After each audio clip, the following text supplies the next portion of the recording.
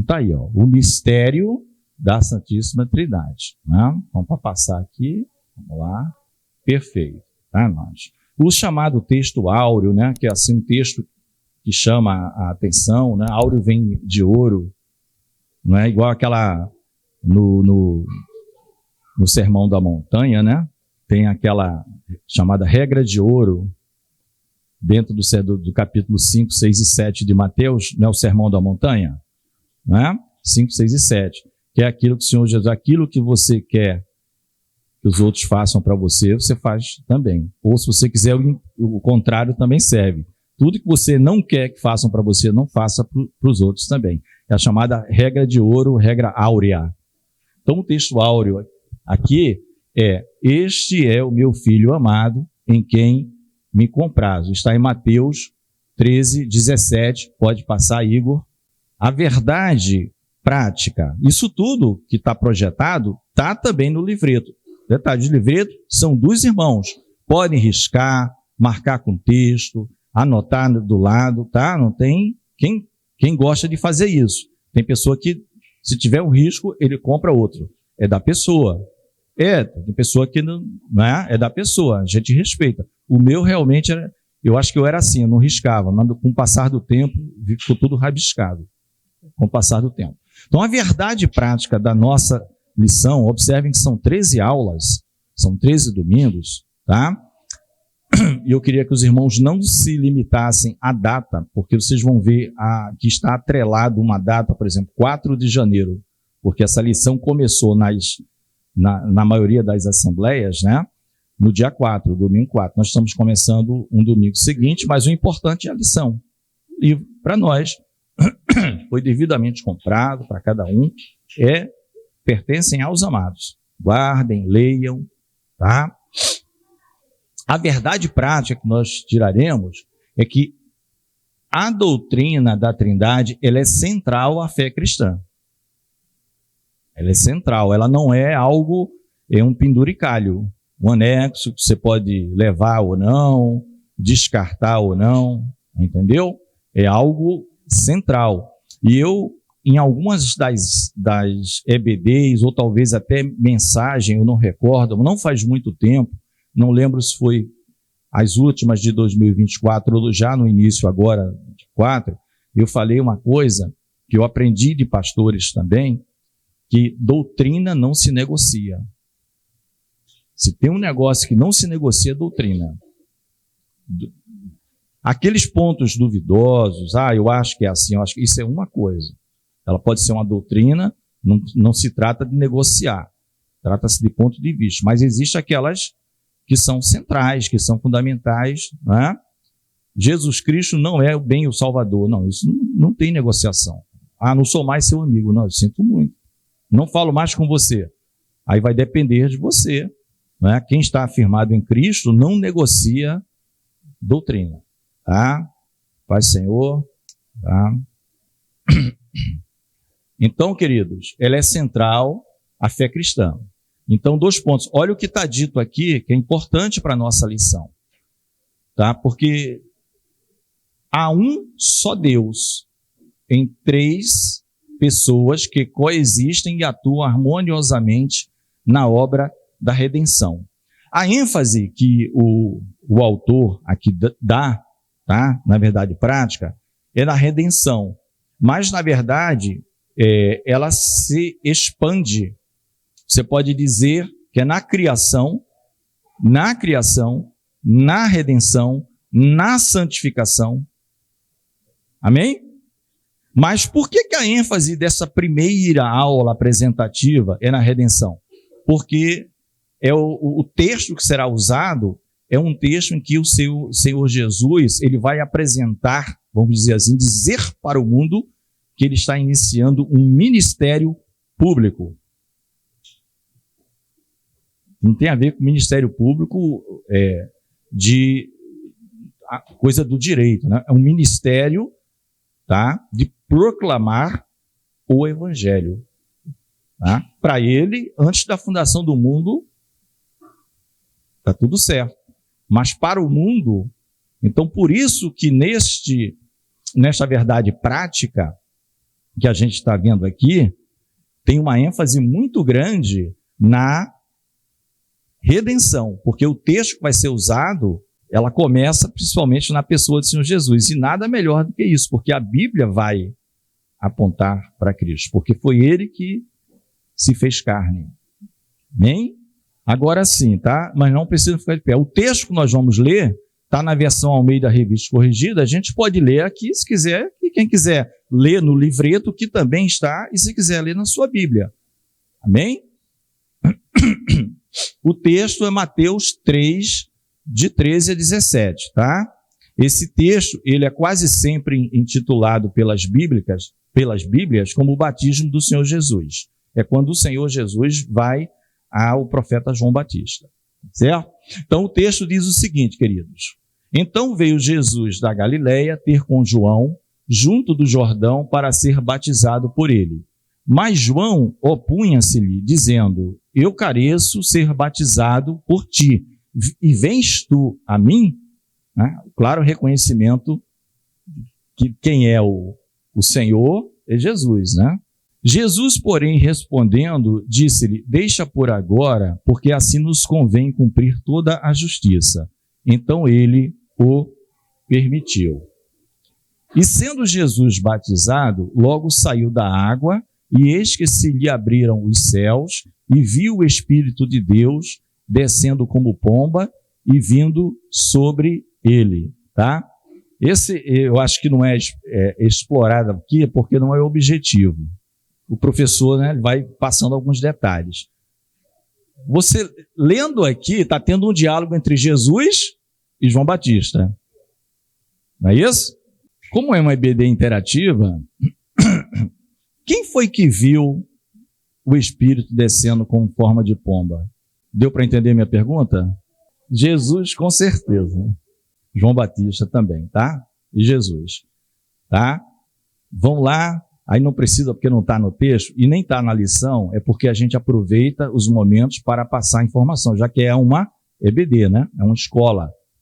João, Evangelho de João, capítulo 1. João, capítulo 1, amado irmão Carlos e irmã Larissa, João, capítulo 1, não precisa mexer em nada aí, tá? Eu vou só pedir para o microfone circular e alguém lê João 1,32. Pode ser a Janete. 1,32 até o 34. Tá bom? Evangelho de João. Vamos lá, porque, viu a pergunta que eu fiz? Jesus viu tudo certo. Fala, Janete, com o microfone, por gentileza. Evangelho do Nosso Senhor Jesus, segundo João 1,32. E João testificou dizendo: eu vi o Espírito descer do céu como uma pomba e repousar sobre ele. E eu não o conhecia.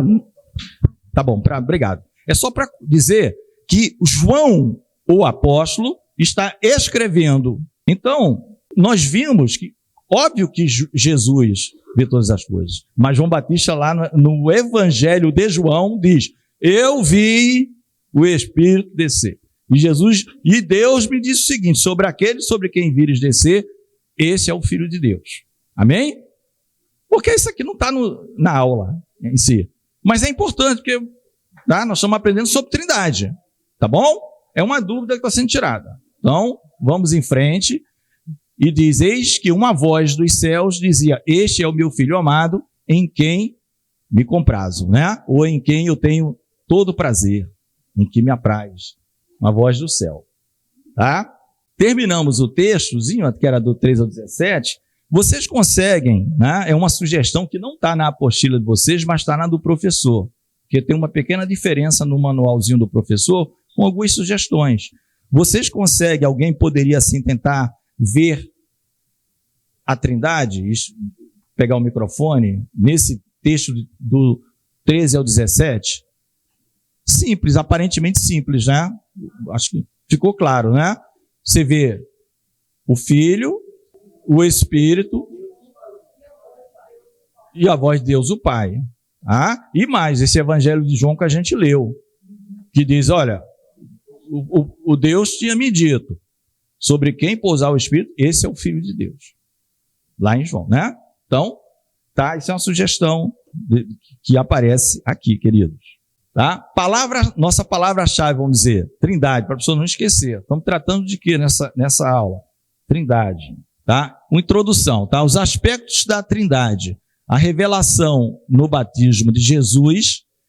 Essas palavras em negrito são bem interessantes. A revelação no batismo de Jesus, a distinção e unidade, essa segunda é bem importante, tá?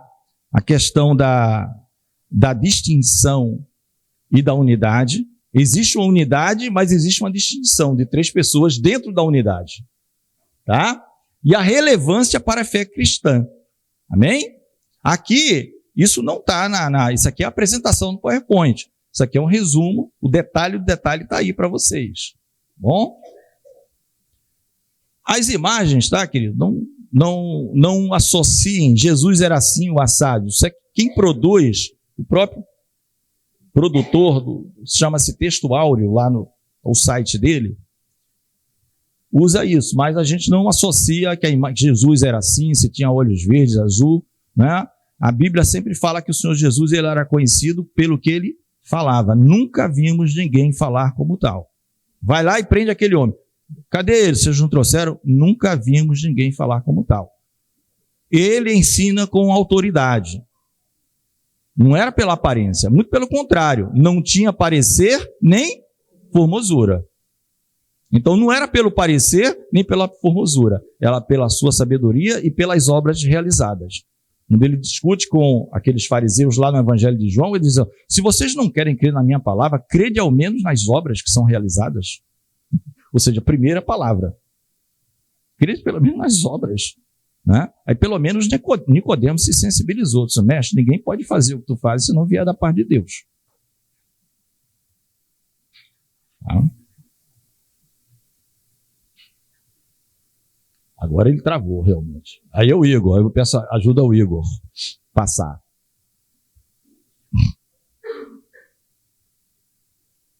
Aqui eu não sei porque ele não quer passar. Deixa eu tentar de novo aqui. Foi. Não sei se foi por aqui ou pelo Igor, mas não. O batismo do filho, queridos, tá? É aquela famosa pergunta. Por que ele se batizou, né? É uma pergunta. É interessante observar que existem diversas correntes de comentaristas independentes, alguns não tão conhecidos, é mais pensamentos de pessoas estudiosas que ficam associando esse batismo a um monte de coisa. O batismo, se Jesus não tivesse batizado, não haveria salvação, um monte de conjecturas por aí. Mas aqui é a identificação dele com a humanidade, porque quem é que ia até João e se batizava? Os cobradores de impostos, as prostitutas, a palavra diz assim, eram as pessoas, os fariseus foram lá para ficar olhando. Aí João fala, raça de víboras. Eles não foram para se confessar pecado, se arrepender e se batizar. Não é? Eles não foram fazer isso. Eles ficavam olhando. Então Jesus vai e se identifica com a humanidade. Eu não vi aqui escolher grupinho seleto. Está todo mundo debaixo do mesmo problema. Ninguém vem ao Pai a não ser por mim. Pode ser do Sinédrio, pode ser um grande profeta, pode ser o pior dos pecadores. Todos que se arrependerem e se voltarem para mim, esse tem um caminho para o Pai. Então ele se identifica com a humanidade, por isso que todo aquele discurso, João ficou surpreso, disse, não, eu te permito me batizar, eu te permito. Tá? E a obediência ao plano redentor do Pai. Eu fiz uma pequena anotação aqui também na aula. Esses ritos de batismo não eram novidade para os judeus, tá?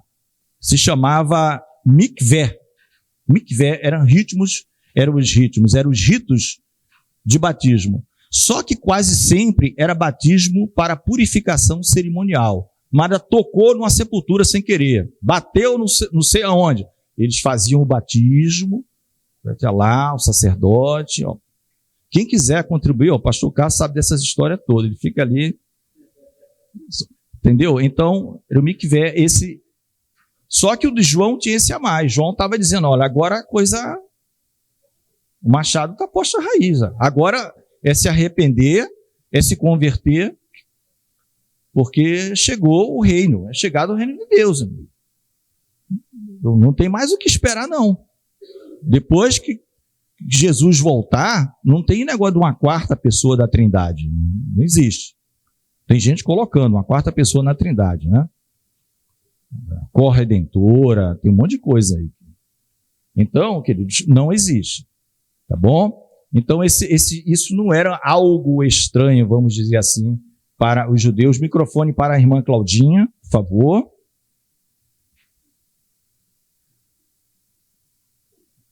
Pastor, então, agora o senhor me chamou a atenção para uma coisa. Essa questão do batismo, foi Deus que instituiu no Velho Testamento, no caso, essa questão de batizar?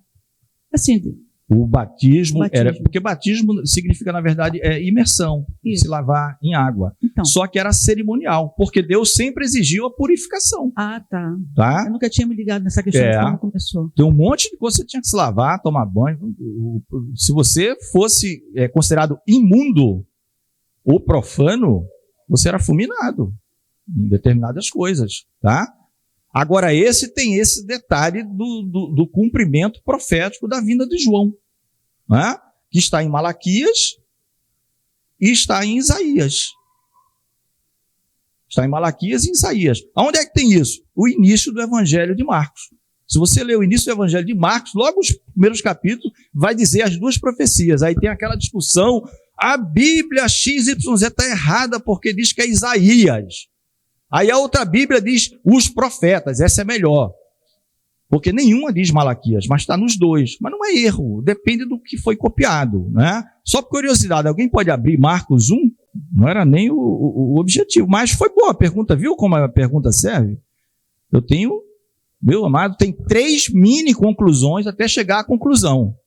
Eu não cheguei nem na primeira mini conclusão, então eu tenho que correr um pouquinho mais aqui. Seu Farias, Dona Júlia, Pai Senhor, vê se tem cadeira para os amados.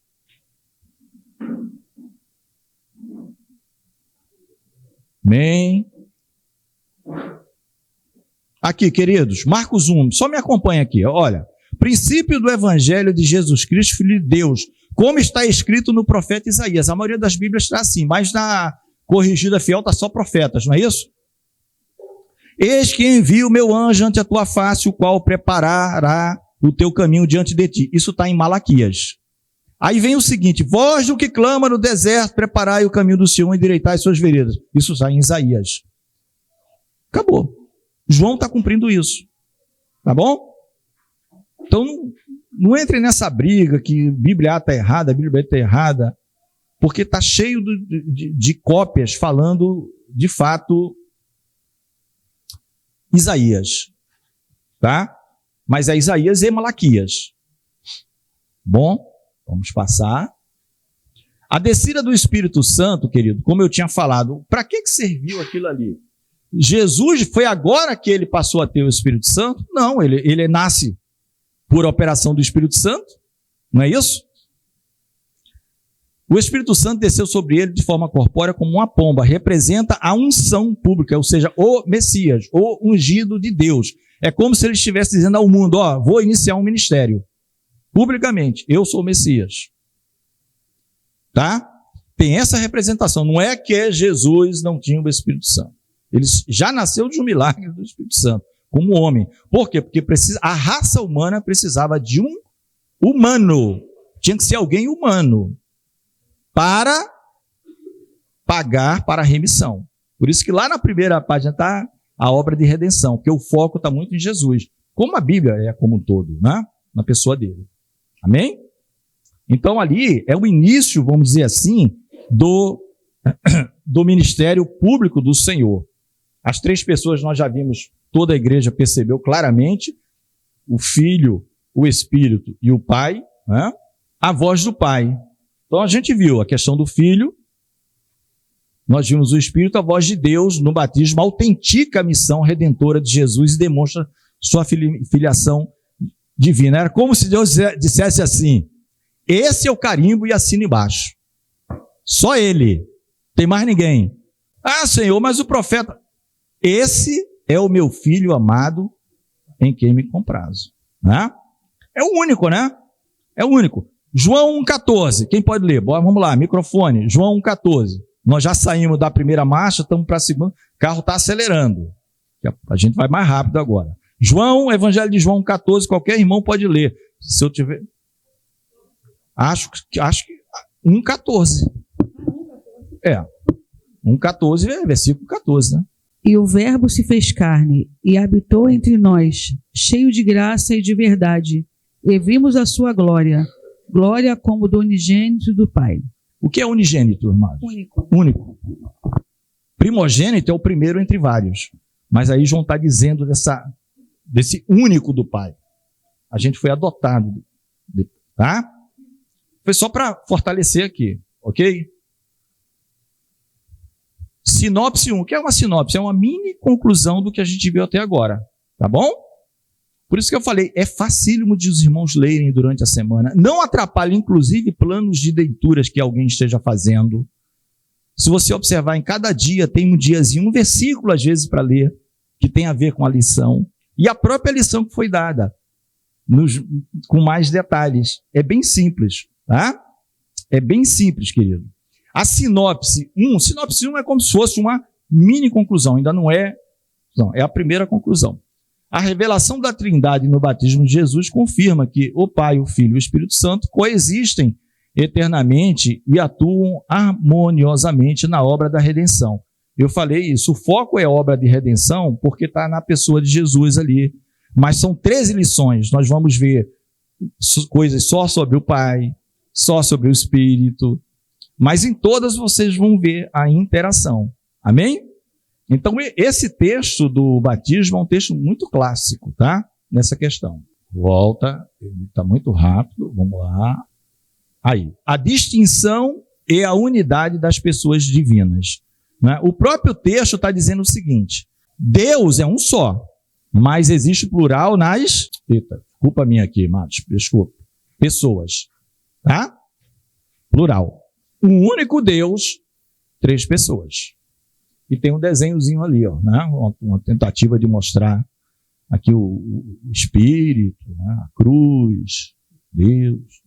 Ele, às vezes, quando passa, ele vai de vez. Aí, Deus é uma só essência, mas subsiste em 3 pessoas distintas. O Pai planeja e elege, o Filho executa a obra expiatória, a redenção, e o Espírito aplica os benefícios da salvação. Ele é consolador, ele relembra o tempo todo os ensinos de Jesus para nós, tá?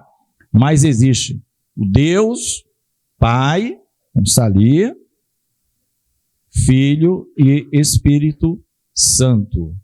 Mas, ó, é um só Deus, tá? E depois eu peço para os amados verem com calma, para a gente aproveitar o tempo, não precisa ver agora. Na página, salvo engano, 7 do livretinho de vocês, onde tem assim a distinção e a unidade das pessoas divinas. Não sei se está na 7 ou na 6 de vocês.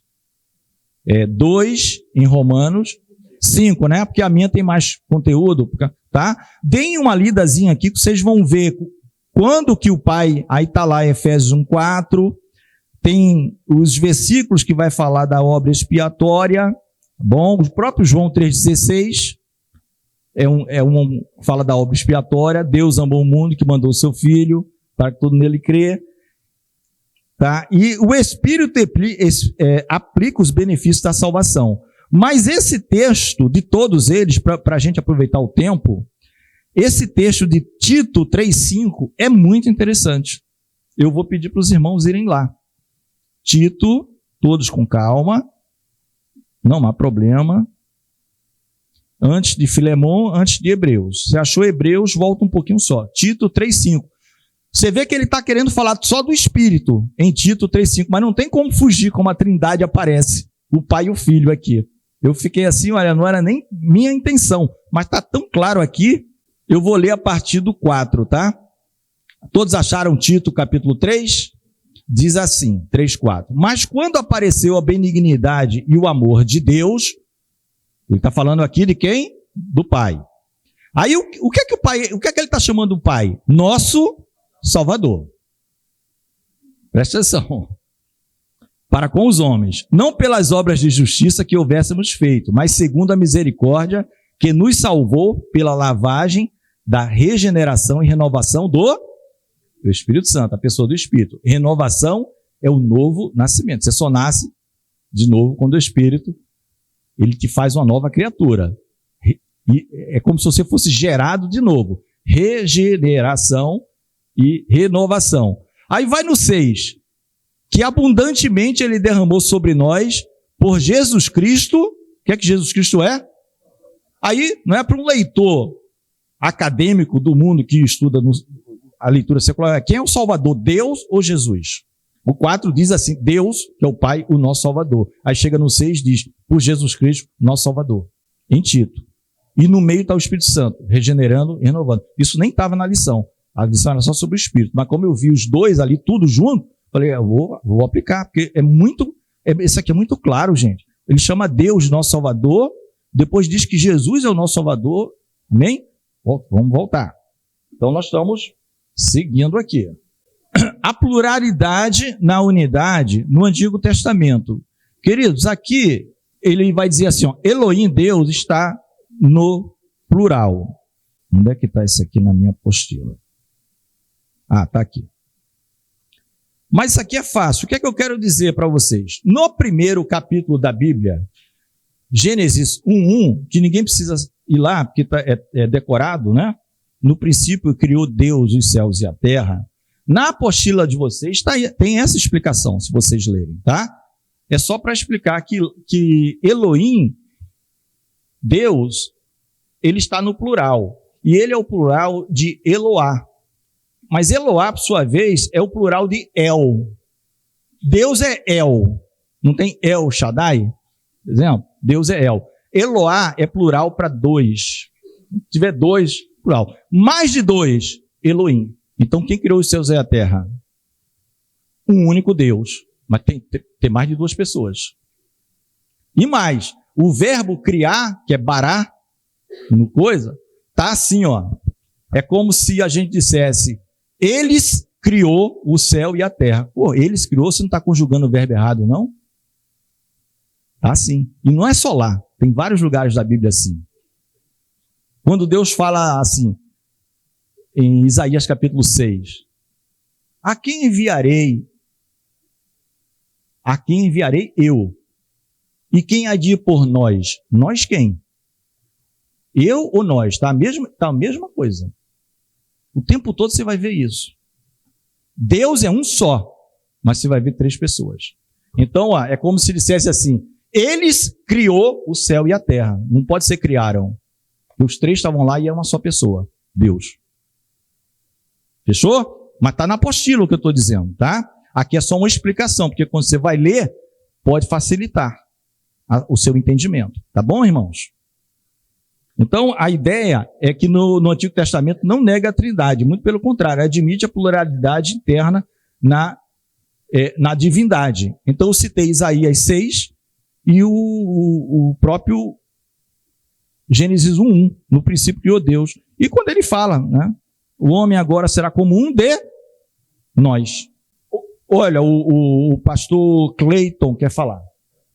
Vou voltar aqui à tela. Amém. É rapidinho. Amém. A questão é o seguinte,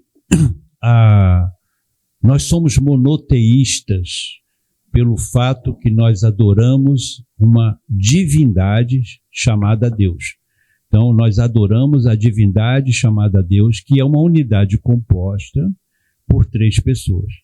Então, às vezes eu vejo assim, o pessoal aí fora, principalmente o pessoal que é unicista. A gente vai chegar nessa...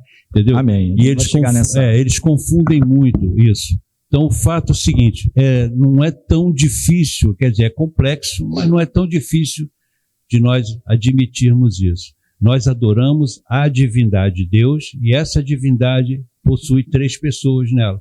São perfeitos, eles são iguais em tudo, em todos os seus atributos, o que um tem, o outro tem. E apenas isso, cada um deles tem a sua área de administração, porque Deus determinou isso lá na eternidade, antes de tudo. Então, assim, quando nós vamos para adorar a Deus, e por isso que é importante nós entendermos isso, e o pastor está explicando muito bem, o vínculo dessa economia de Deus, né, de se dividir. Doutrina, né, que a gente citou, que doutrina não se negocia. A gente não pode negociar isso de forma nenhuma, porque para entendermos a salvação e o projeto de Deus na salvação, nós precisamos ter esse conhecimento que é fundamental para nós. Então, é só a gente lembrar, somos monoteístas porque adoramos a divindade, Deus, um Deus só. Amém? Amém. Talvez o melhor texto para confirmar isso que o pastor Cleito está falando está em Deuteronômio 6,4. Abram suas Bíblias. Esse texto, toda criança em Israel sabe de cor. Isso aí você não pode esquecer. Você pode esquecer qualquer coisa, menos Deuteronômio 6,4. Entendeu? Toda criança sabe isso. Quem pode ler? Eu posso ler, tá bom. Deixa eu ler aqui. Todos acharam? Ouve, Israel. O Senhor, nosso Deus, é o único Senhor. O que é que eles estão dizendo? Não creiam em nenhum outro Deus. É monoteísta. Só existe um Deus. Então, toda criança, a ordem é essa. Intimarás teus filhos, delas falarás assentado em tua casa, andando pelo caminho, deitado, levantando-se. Enfim, nunca deixe de falar isso, seus filhos. Só existe um Deus. O Senhor teu Deus é o único. Quando você fala de único, mas tem 3 pessoas. É aquilo que o pastor falou. E que é um mistério. Não é uma coisa fácil para a gente entender. Amém? O Carlos também vai falar. Microfone ali para o Carlos. Lembrando, amados, que nós temos 13 aulas. Então, muita coisa que está sendo dita aqui vai ser dita com mais detalhes, tá? A primeira aula é uma apresentação. Fala, Carlos. Quando você vai nesse texto, né, você tem lá chamar Israel, Adonai Elohim, Elohim Errad. Né? Essa partícula Errad, né, que é um, mas ele não é um necessariamente um, né? Ele é uma unidade composta. E aí você fala assim, poxa, mas como que um Deus, como que eu adoro um Deus e esse Deus são 3, né? Como que isso funciona? Se você for em Gênesis 2:24, você vai ver a mesma palavra Errad sendo utilizada para o homem e a mulher. Né? Quando Deus fala, e serão, né, uma só carne, os dois serão um. Ali no hebraico vai estar errado. Então você também tem no texto 2 pessoas, mas dentro da economia de Deus sendo visto como uma. Né? Tanto que Eva só vai receber o nome de Eva após a queda, porque até então, quando Deus chamava Adão, vinham os 2, porque os 2 eram um. Perfeito? Olha aí, mais uma contribuição espetacular, hein? Você vê como a visão de Deus é completamente diferente da nossa. Por isso que Deus manda assim sairmos do mundo e olharmos para as coisas do alto, senão a gente não aprende as coisas de Deus. No mundo a gente não vai aprender. Você vai aprender as explicações teóricas, acadêmicas. Né? De vez em quando tem aquele canal, History, não sei o que, History 3, estão falando de Bíblia, aí tem uns acadêmicos falando, aí é até engraçado. Até um determinado momento eu aguento assistir, depois eu mudo, porque não dá.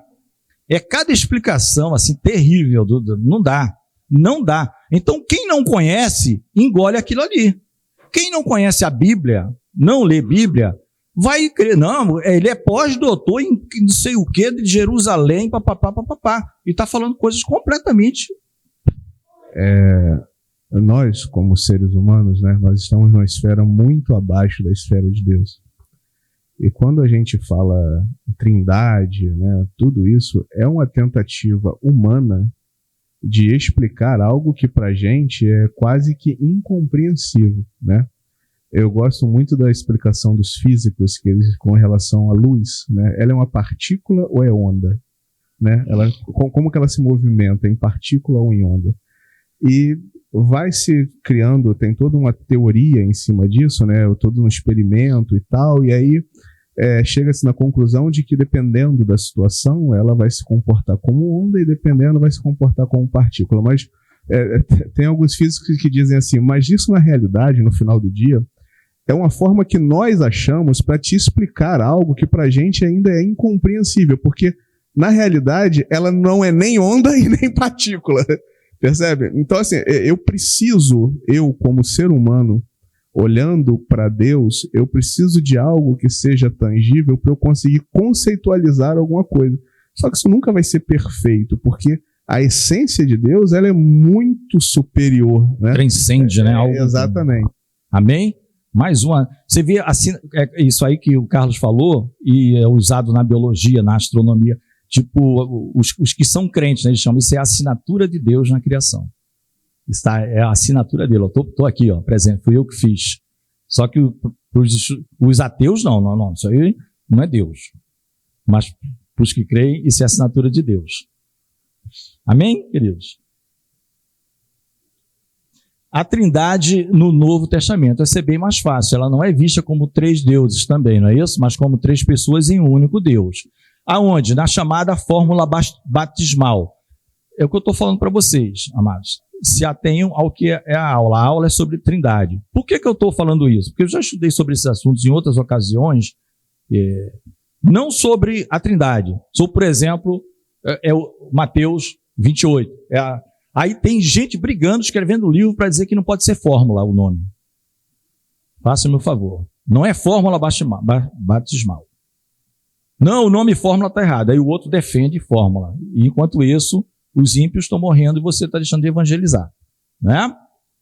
Que é batizando em nome do Pai, do Filho e do Espírito Santo. Isso é a chamada fórmula. A bênção apostólica, isso também muda na Bíblia do Hermélio, provavelmente. Que é 2 Coríntios 13. Só que na dele deve estar 13:14. Vai lá em 2 Coríntios 13. Tem Bíblia que vai até o 14. Isso é outro assunto também, não podemos explicar, porque já 10 para as 10, tá? Passa rápido. E eu estou falando, mas quando você lê, Claudinho, a tua coisinha com calma, você vai entender bem. O teu vai até o 14 ou 13? Pois é. Tá? Mas 90% das Bíblias vai até o 13. 2 Coríntios 13, que é também o nome que foi dado pela comunidade cristã. Não está na Bíblia dizendo o que é. Certo? Mas é o apóstolo Paulo que faz isso. Aí eles chamam isso de bênção apostólica. Na bênção apostólica, ele chama as 3 pessoas. A graça do Senhor Jesus, o amor de Deus, né? E a comunhão do Espírito Santo. Percebe? 3 pessoas, tá? E na própria obra da salvação, né? A gente vê as 3 pessoas atuando. Então, no Novo Testamento, só a fórmula, na fórmula batismal e na bênção apostólica, você já vê ali igualdade, né, na unidade. Sinopse 2, a segunda mini conclusão. Aí estamos indo para a terceira. Eu acho que tem um quadradinho. Tem, sim. É uma coisa cor douradazinha, não tem? Eu acho que tem. Tem na sua, Genésio? Não, então não tem não, né? É só na nossa, né? Então tá, obrigado. Tá? Essa sinopse é uma mini conclusãozinha, tá? Obrigado por lembrar. Olha, a unidade, o que é que nós aprendemos nesse segundo trecho? A unidade e a distinção das pessoas divinas mostram que a Trindade não é 3 deuses. A Trindade não é 3 deuses, mas um só Deus em essência. Somente o texto que nós lemos logo após o comentário do pastor Cleiton. Revelado como Pai, Filho e Espírito Santo. Amém? Não, a conclusão é outra coisa. Pode ser que não esteja com o nome sinopse e tal. Aqui foi. A relevância mas aqui é o título de uma entrada, de um novo assunto. Tá? Agora, vocês observam um detalhe nesse... Cadê o Arlindo, meu irmão? Eu vou passar um pouquinho só do tempo, tá? Desculpa, tá? O irmão Arlindo fez uma preparação aí, 8 dias de jejum para trazer. Eu vou passar um pouquinho só. Eu pensei que eu ia acabar Mas você vê que o assunto é rico, né, gente? E nós temos 13 aulas sobre isso. Ou seja, ao final das 13 aulas, aqui, a relevância. O que é que destaca-se na criatividade do design aí? Esse sinalzinho aqui, ó, perigo. Cuidado, alerta. É aí que vai entrar, pastor Cleiton, aquilo que o pastor Cleiton estava nos chamando aqui. Quer dizer, ele só introduziu um pouquinho de nada do assunto, aí como eu falei que estava aqui, tá? Eu não sei se a próxima imagem pode chocar um pouquinho. Vamos ver se é o que eu estou imaginando. Não, ainda não é. Vai ter uma aí que vocês vão olhar assim. Olha, a doutrina da Trindade emerge das Escrituras, tá? A sua compreensão foi definida nos primeiros séculos, nesse concílio aqui de Nicéia e depois do concílio de Constantinopla. Aqui, alguém pode dizer, pô, foi a Igreja Católica. Não, isso aqui ainda é século IV. O bispo de Antioquia, o bispo de Roma, era tudo o mesmo nível. Não tinha sistema ainda, negócio de papal, tá?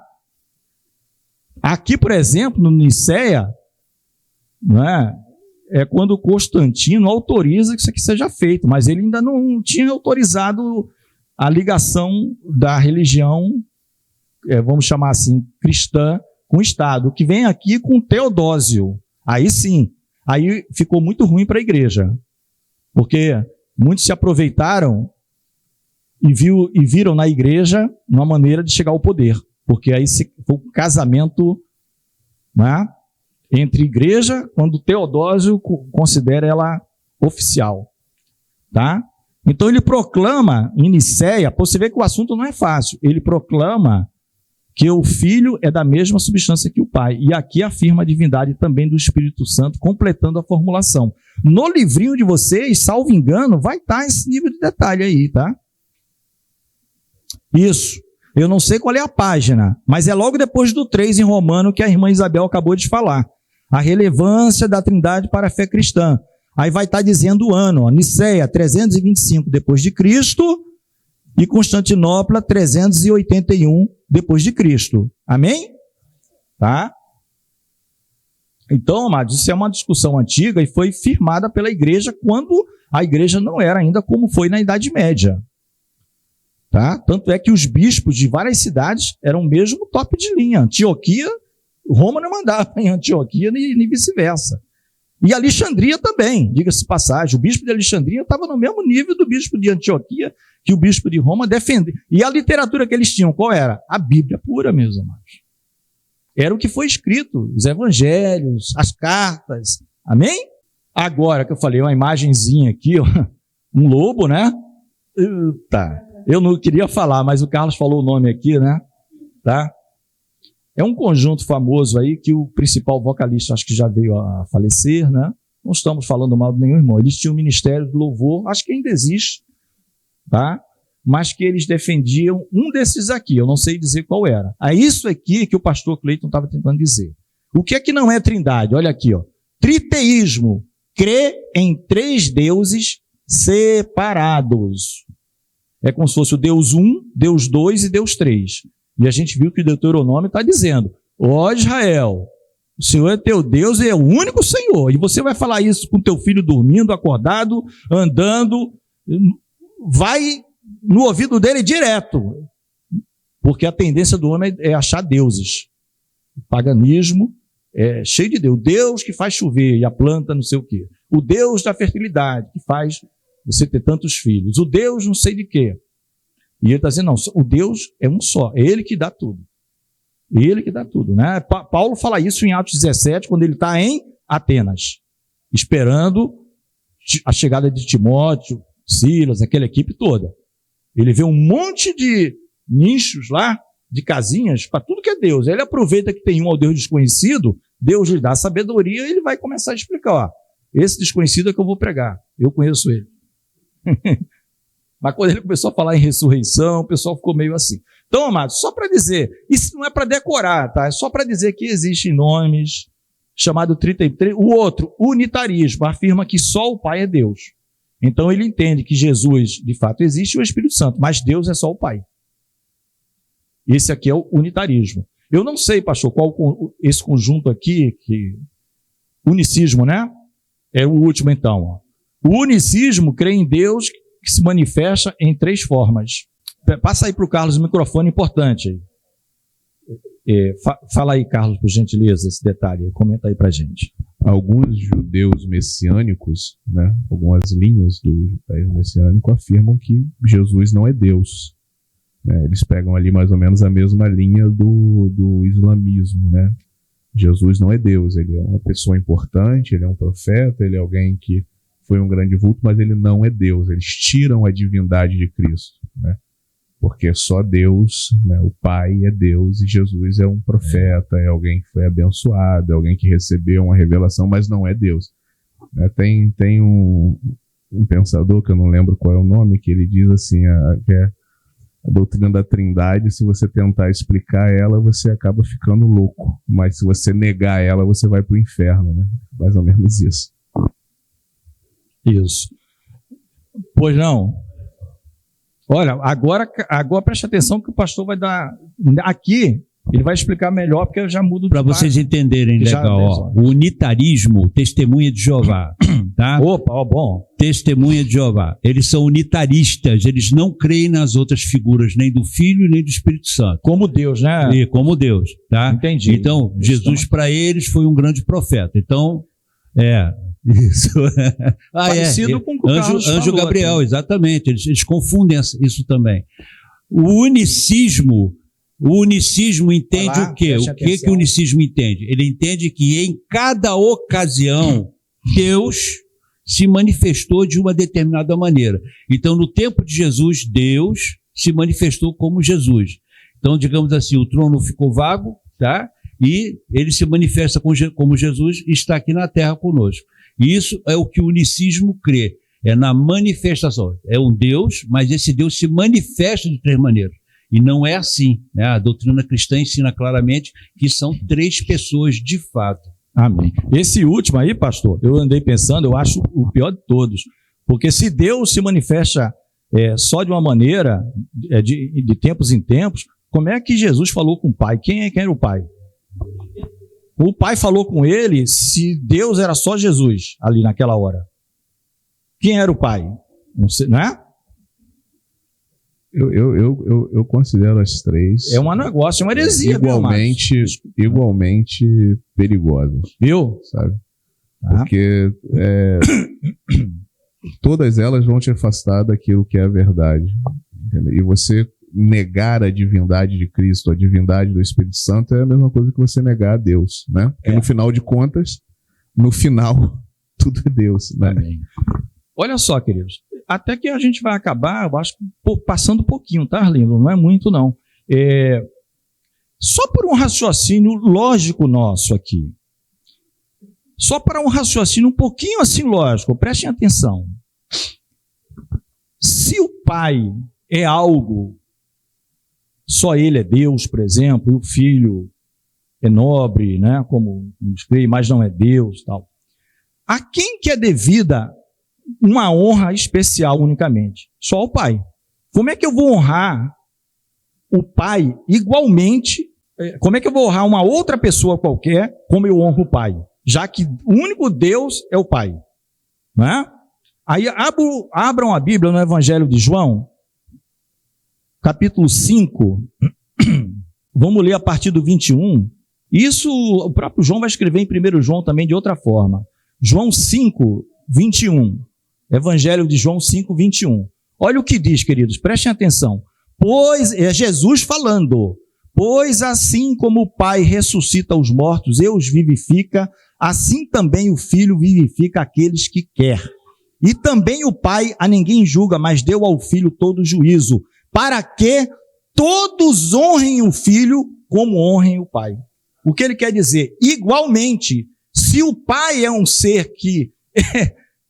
e Jesus não é Deus, eu jamais poderia honrar Jesus como eu honro o Pai. E Jesus está dizendo, vocês têm que me honrar igualzinho a como honro o Pai. Está aqui na palavra, a palavra que saiu da boca de Jesus. Para que todos honrem o Filho da mesma forma que honram o Pai. Eu teria que honrar o Pai mais. Tem uma questão... Difícil, né, irmão? Quem não honra o Filho, sequer honra o Pai. O próprio Jesus está dizendo, se você não honra o Filho, é mentira você honrar o Pai. Ele nem te ouve. Fala, Carlos. Tem uma questão que pra gente talvez já esteja muito distante, né? Porque foi lá naquela época, mas assim, você tem na Bíblia toda a questão da primogenitura, né? E o filho, ele assume literalmente o lugar do pai, né? Então, assim, se eu sou filho do pastor Reginaldo, né? Eu sou o primogênito. O pastor Reginaldo não está mais aqui, né? Então, quando alguém chegava e falava, eu quero falar com o Reginaldo, eu me apresentaria como Reginaldo, né? Tanto que você vai ver na distribuição ali das tribos, depois que divide o reino, o reino que fica como sendo Israel, porque tinha o direito da primogenitura, você assume o nome. Então, quando Jesus ele fala, eu sou o filho de Deus, você vê que os judeus pegam pedra para atacar, porque era muito bem entendido que ser o filho de era ser ele. Não, entendeu? Não, Carlos, ele vai usar aqui, salvo engano, em João 8 para frente, expressões que terminam só com eu sou. Se vocês não creem que eu sou, ele nem diz, não é nem ele dizendo eu sou o pão, eu sou isso. Quando Filipe se vocês chega não para creem ele, que eu fala, sou, que é o pai. mesmo eu sou que Deus se identifica lá para Moisés, eu sou o que sou, que é aquele Yahvé. Quando Filipe chega para ele e fala, Senhor, mostra-nos o Pai, ele fala, estou aqui com você o tempo todo, Pois você é. não me conhece? Tá? Então, queridos, mas aqui voltando, entendem o perigo disso aqui, de vocês caírem nisso, gente? Aí o problema fica assim, ó, se Jesus falou que quem não honra o filho, igualmente como quem não honra o pai, não honra nenhum dos dois, na verdade. Aí já pensou você rebaixar ele, honrar mais o pai e menos a ele? Está batendo de frente com o que Jesus falou.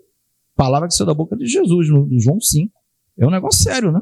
Quem não honra o filho, não honra o pai. E João, 1 João vai dizer, quem não tem um filho não tem um pai, e quem não tem o pai não tem um filho. Não faça separação. Vamos lá? Vamos ver. Aí, quando ele passar, ele vai várias páginas ao mesmo tempo. Foi agora. Sinopse 3, ou seja, a mini conclusão do terceiro bloco. A doutrina da Trindade é indispensável, grave isso, ó, para a fé cristã, pois revela o Deus que salva e garante a integridade do evangelho. Ou seja, um evangelho que é pregado com aquelas definições que nós vimos aqui é um evangelho deturpado. Essa conclusãozinha aqui, essa sinopse que é uma mini conclusão, está dizendo ao final isso. O evangelho que é pregado, em que Jesus ele não é honrado como se honra o Pai, em que ele foi apenas um profeta, um grande homem que passou pela terra, é um outro evangelho, gente. Tá? Então isso é indispensável, é doutrina para a nossa fé cristã, pois revela o Deus que salva. Conclusão. A doutrina da Trindade deve ser confessada e ensinada como um fundamento inegociável da fé cristã. Tá?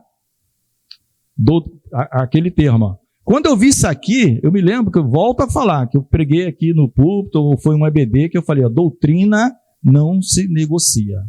Revisando o conteúdo, queridos, tá? São as perguntinhas que tem no final. Não sei se você viu aí no finalzinho da lição do livreto, tá?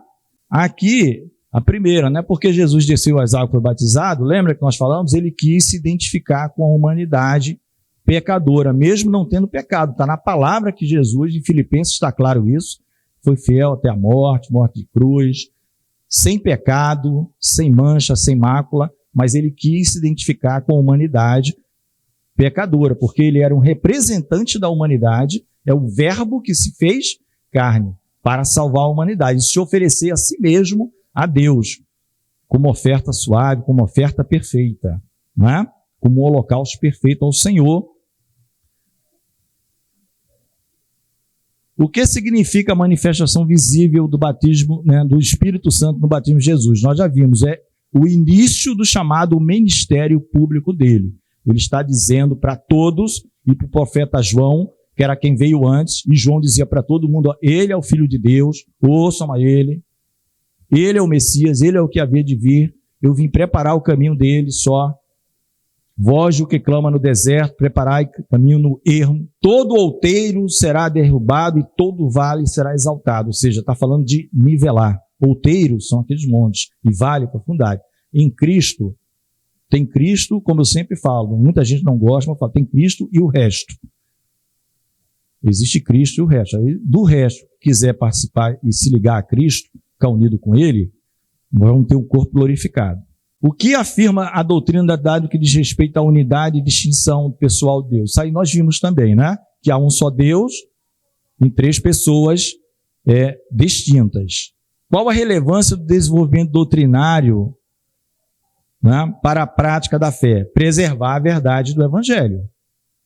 Aquele que eu falei, é um Evangelho que não desenvolve esse entendimento, não guarda esse mistério, ele é um Evangelho deturpado. Ele é um evangelho deturpado. E no final a gente acabou de ver, não vou precisar responder, foi aquela transparência que passamos aqui há pouco, sobre o que era triteísmo, unitarismo e unicismo, que está na apostila de vocês, tá? A definiçãozinha está lá. Amém, queridos?